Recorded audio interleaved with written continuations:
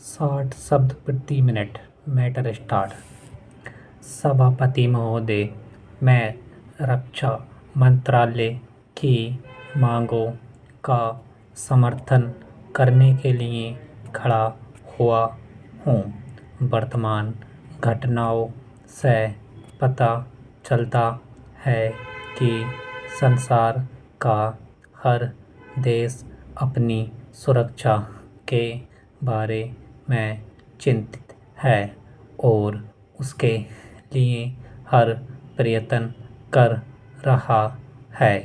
इस दृष्टि से अन्य देशों की तरह हमारे देश में भी रक्षा मंत्रालय का महत्व है। मुझे इस बात की खुशी है कि जहां अन्य मंत्रालयों की उनकी पिछले साल के कामों के बारे में काफ़ी आलोचना हुई है, वहाँ इस मंत्रालय की कम आलोचना हुई है।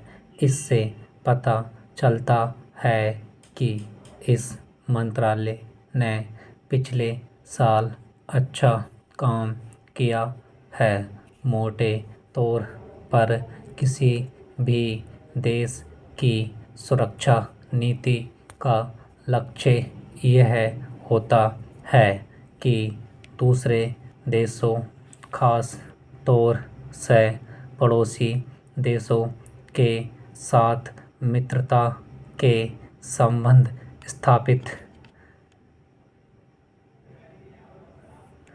स्थापित हों और हम एक दूसरे के मामलों में हस्तक्षेप न करें। लेकिन इसके साथ यह भी जरूरी होता है कि हम अपने देश की सीमाओं और अखंडता की रक्षा करें।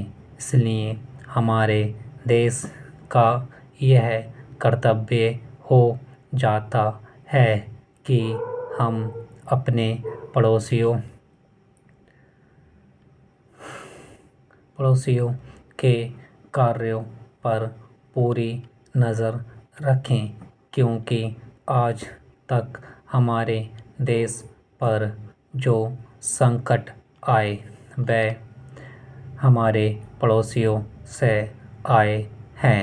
1965 में पाकिस्तान के साथ जो लड़ाई हुई और उसके बाद ताशकंद में जो समझौता हुआ वह सिर्फ कागज़ पर ही रहा।